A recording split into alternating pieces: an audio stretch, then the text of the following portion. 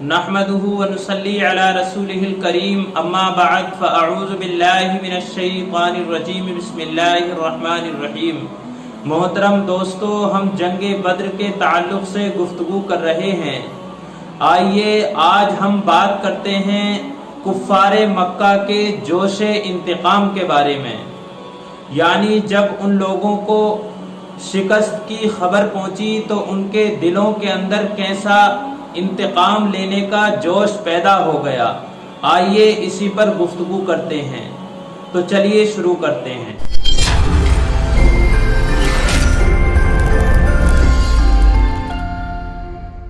مکے میں اس شکست کے بعد مقتولوں کے ورثاء نے زور سے نوحہ زاری نہیں کی، کیونکہ اس خبر سے مسلمان خوش ہوتے۔ صفوان بن امیہ نے، جس کا بھائی اور باپ بدر کے میدان میں مارے گئے تھے، عمیر بن وہب کو خفیہ طور پر آمادہ کیا کہ مدینے میں جا کر محمد رسول اللہ صلی اللہ تعالی علیہ وآلہ وسلم کو معاذ اللہ قتل کرے۔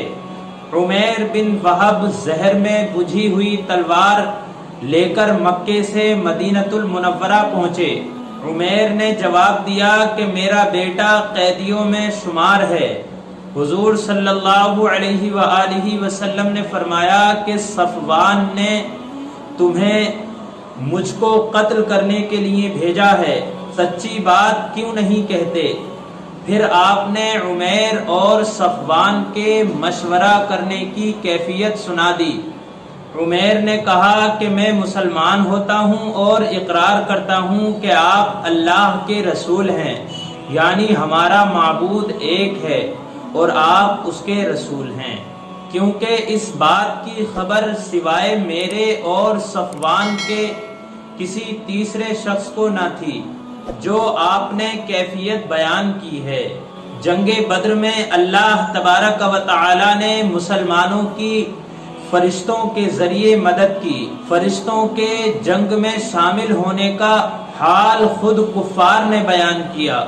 بعض مشرکین جو مدینۃ المنورہ صرف لڑائی کا تماشا دیکھنے کے لیے چلے گئے تھے، ان کا بیان ہے کہ ہم نے لڑائی کے وقت سروں کے اوپر سے بادل کے ایک ٹکڑے کو جاتے ہوئے دیکھا اور وہ ٹکڑا مقام جنگ کی طرف گیا۔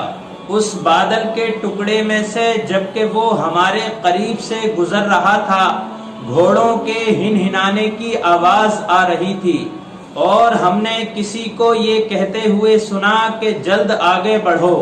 راوی کہتے ہیں کہ اس آواز کے سننے سے ہم پر ایسا خوف طاری ہوا کہ میرے چچا زاد بھائی کا خوف کی وجہ سے دم نکل گیا۔ جنگ بدر سے فارغ ہو کر حضور پاک صلی اللہ علیہ وآلہ وسلم 22 رمضان المبارک کو مدینۃ المنورہ تشریف لے آئے۔ اسی رمضان المبارک کی آخری تاریخوں میں صدقہ فطر واجب ہوا۔ عیدین کی نمازیں اور قربانی بھی اسی سال مقرر ہوئی۔ اسی سال حضور پاک صلی اللہ علیہ وآلہ وسلم نے اپنی بیٹی ام کلثوم کا نکاح حضرت عثمان ابن عفان رضی اللہ تعالیٰ عنہ سے کیا اور وہ ذوالنورین کہلائے۔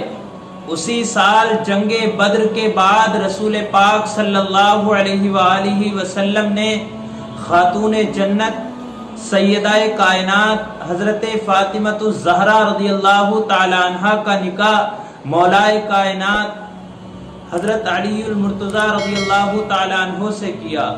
تو محترم دوستو، یہ حالات جنگ بدر کے تھے، یہ آج پورے ہو چکے ہیں۔ اللہ تبارک و تعالی سے دعا کیجئے پروردگار عالم ہمارے ایمان کو بھی مضبوط فرمائے، آمین۔